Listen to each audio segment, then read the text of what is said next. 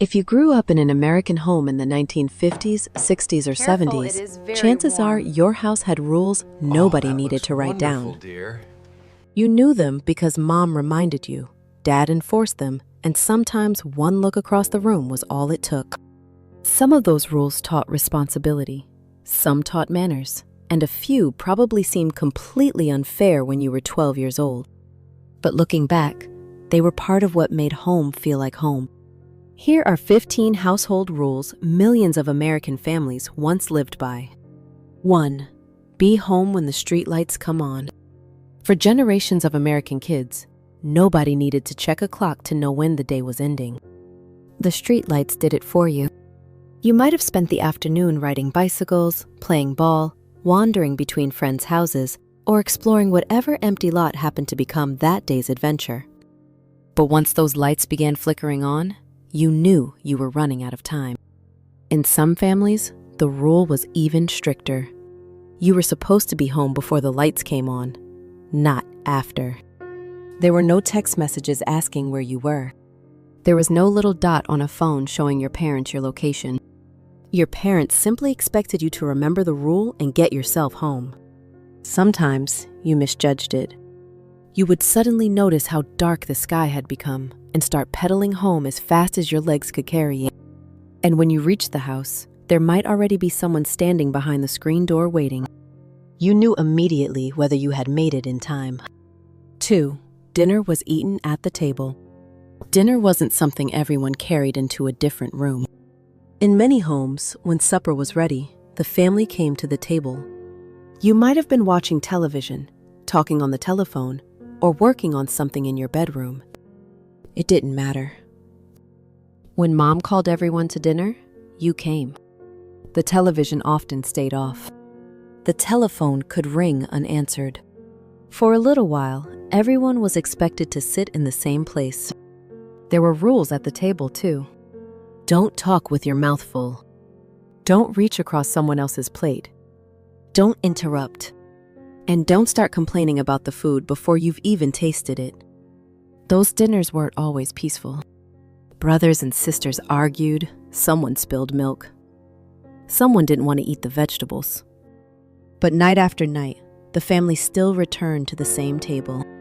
Years later, many people remember the conversation more clearly than the meal. 3. You ate what mom cooked. There usually wasn't a second menu. If dinner was meatloaf, everyone had meatloaf. If it was tuna casserole, that was dinner.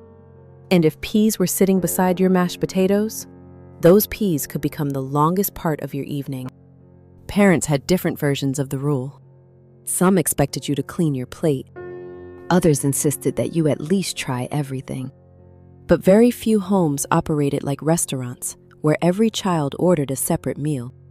You learned quickly which foods you loved and which foods you hoped would disappear before reaching your plate. Sometimes there was negotiation. 3 more bites. Finish the carrots. Drink your milk. Then maybe you could have dessert. A child could spend 20 minutes moving one unwanted vegetable around a plate, hoping somehow that nobody would notice. Somehow, mom usually noticed. 4. Ask permission before leaving the house. The front door wasn't something children simply walked through without saying anything. You told somebody where you were going. Usually the conversation was short. Can I go to Jimmy's house? Did you finish your chores? Yes. Be back by 5. That was the arrangement. Parents didn't necessarily know every place you would visit along the way, but they wanted a general idea of where you were supposed to be. And changing plans could create trouble. If mom thought you were at Jimmy's house and Jimmy's mother said you had gone somewhere else, the neighborhood search network could activate remarkably fast. One mother called another. Someone looked down the street. An older sibling might be sent to find you. Eventually, somebody usually did. And the first question when you walked through the door was predictable. Where have you been? 5. Chores came before fun. Saturday morning could feel very different depending on whether your chores were finished. Before the bicycle came out, before friends arrived, and sometimes before the television went on, there was work to do. Beds needed making. Trash needed carrying out. Lawns needed mowing. Floors needed sweeping. Laundry needed folding. Dishes needed washing. The exact jobs depended on the family, but almost everyone had something. Children weren't usually paid for every little task. Some received an allowance. Others were simply told that helping was part of living in the house. You complained, of course. Your friends were already outside. You could hear them. That made every chore feel twice as long. But eventually, the bed was made, the trash was out, and Mom or Dad gave you the words you had been waiting for. Okay, you can go. Few sentences sounded better on a Saturday morning. 6. Answer the telephone properly. When the family telephone rang, anybody might answer it. That meant children had to learn telephone manners early. Hello? Then came the important part. If the caller wanted your mother or father, you didn't scream their name into the receiver. At least, you weren't supposed to. You covered the mouthpiece and called for them. If they weren't home, you might have to take a message. That meant finding a pencil, then finding paper, then trying to understand a name while the person on the other end repeated it 3 times. There was another rule that became increasingly important as children got older. Don't stay on the telephone forever. With only one household line, one teenager could effectively disconnect the entire family from the outside world. Eventually, someone would shout that they were expecting a call, or Dad would pick up another receiver and announce that it was time to get off. Privacy on the family telephone was always temporary. 7. Don't touch the thermostat. Some parts of the house belonged to everyone. The thermostat did not. That little box on the wall might as well have belonged exclusively to Dad. If you were cold, you were told to put on a sweater. If you were hot, maybe you opened a window or turned on a fan. What you did not do was casually adjust the temperature. Heating the house cost money, and parents seemed to possess a supernatural ability to know when someone had moved that dial. You could change it by 2 degrees. Somehow, Dad knew. Who touched the thermostat? Silence. Nobody confessed. Yet everybody understood that an invisible boundary had been crossed. For many Americans, even decades later, seeing a thermostat brings back the strange feeling that somebody's father is about to walk into the room. 8. The living room was not a playground. Many homes had one room that seemed almost too nice to use. The living room might contain the best sofa, the good lamps, carefully arranged tables, and carpet nobody wanted ruined. Children were allowed inside, but there were conditions. No jumping on the furniture, no wrestling, no shoes on the sofa, no food near the good chairs, and absolutely no throwing balls indoors. The temptation to break that last rule was powerful. Sometimes a rolled-up sock became a basketball. Sometimes a cushion became a goal. And sometimes an indoor game ended with a crash followed by several seconds of complete silence. That silence meant every child in the room was calculating the same thing. Can we fix this before Mom sees it? Usually the answer was no. 9. Knock before entering a bedroom. Privacy existed, but it wasn't quite the same kind of privacy children expect today. You might have your own room. More likely, you shared one with a brother or sister. Either way, knocking was considered basic courtesy in many households. But children also understood an important detail. The bedroom was still inside your parents' house. A closed door did not create an independent country.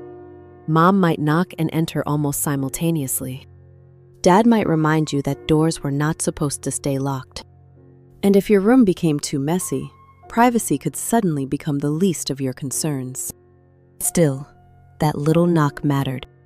As children became teenagers, the bedroom became one of the few places where they could listen to music, read, write, daydream, or simply escape from younger siblings for a while. 10. When adults were talking, don't interrupt. Children heard this rule everywhere, but home was where they practiced it most. If Mom was talking to a neighbor at the kitchen table, you waited. If Dad was speaking with another adult in the living room, you waited. At least, That was the expectation. Sometimes you stood nearby, hoping your physical presence would communicate that your problem was extremely urgent. It rarely worked. You might try whispering, "Mom." Then again, "Mom." Eventually came the familiar response, "Don't interrupt when adults are talking." To a child, waiting 30 seconds could feel like an hour. But the rule was supposed to teach patience and respect. There were exceptions, of course. If someone was hurt, something was burning, or your younger brother had done something spectacularly dangerous, interrupting was generally permitted. The challenge was deciding whether your emergency met the standard. 11. No television until your homework was finished. The television could be sitting only a few feet away. Your favorite program might be starting. But if homework was unfinished, that screen could remain painfully out of reach. Books came first. Math problems came first. Spelling words came first. Then, television. Parents understood exactly how much leverage the TV gave them. Sometimes you sat at the kitchen table trying to finish homework while hearing the opening theme of a program from another room. Suddenly, arithmetic became a race. There was no pausing the show. No recording it for later in most households. Missed the beginning, and you simply missed it. That made the rule brutally effective. A child who normally needed an hour for homework could discover remarkable powers of concentration when a favorite television show was 20 minutes away. 12. Turn off the lights when you leave a room. Parents had a collection of phrases that seemed to appear in homes across America. One of them involved lights. You walked out of your bedroom and left the lamp on. A few seconds later came the voice, "Turn that light off." Sometimes, Dad added the famous question about whether the family owned the electric company. Children learned that electricity cost money long before they understood what a kilowatt hour was. The same rule applied to televisions playing in empty rooms, fans running unnecessarily, radios nobody was listening to. Parents who had grown up during harder economic times often disliked waste of any kind. So a small click of a light switch became part of a much larger lesson. If you weren't using something, don't waste it. 13. Respect the good furniture. Every family seemed to own at least one object children were expected to treat differently. Maybe it was the good sofa. Maybe it was grandma's table. Maybe it was a china cabinet filled with dishes that appeared only on holidays. You could look. You could walk past. But unnecessary touching was discouraged. Some sofas even wore clear plastic covers to protect the upholstery underneath. They squeaked when you sat down in summer and could feel surprisingly cold in winter. Children sometimes wondered who exactly the furniture was being saved for. Guests, apparently. Guests were mysterious people, important enough to use towels, dishes, and furniture that the family itself was supposed to preserve. And when company really did arrive, suddenly those protected rooms came alive. 14. If you made a mess, you cleaned it up. Spilling something wasn't necessarily the problem. Walking away from it was. Parents expected children to take some responsibility for the chaos they created. Track mud into the house? Get something to clean it.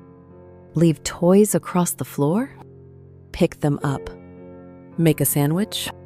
Put things back when you're finished. The lesson wasn't always delivered gently. Sometimes mom discovered the mess first and called your full name from another room. Every child understood the significance of hearing all parts of their name at once. You walked toward the voice, already reviewing everything you had done that day. Then you saw it. The mess you had forgotten. Growing up meant gradually learning that the house did not magically reset itself every night. Somebody had to do the work. And eventually, some of that somebody was you. 15. Be home when you said you would be. As children became teenagers, the rules changed. The streetlights were no longer enough. Now there was a specific time. 10 o'clock. 11 o'clock. Maybe midnight if your parents were feeling unusually generous. Whatever the curfew was, the important part was keeping your word. If you said you would be home at 11, Parents expected to hear the front door around 11, not 11:45. There were no mobile phones to send a quick message from the car. If plans changed, you found a telephone. You called home.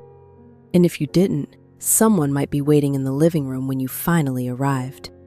Often the porch light was still on. Sometimes Dad was pretending to watch television.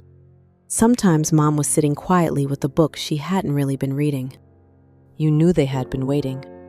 Back then, many household rules felt like restrictions. Turn off the light. Finish your chores. Call if you're going to be late. Don't interrupt. Eat what you're served. Come home when you're supposed to. But decades later, those little rules can feel strangely comforting. They created routines. They taught children what was expected of them. And even when we complained about them, they helped define the rhythm of home. Maybe your family followed every rule on this list. Maybe your house had completely different ones. But chances are, there is still one sentence from your childhood that you can hear perfectly in your mother's or father's voice. What was the rule in your house that nobody dared to break? Tell us in the comments. And if these memories brought you back to the home you grew up in, subscribe for more stories from the homes of yesterday.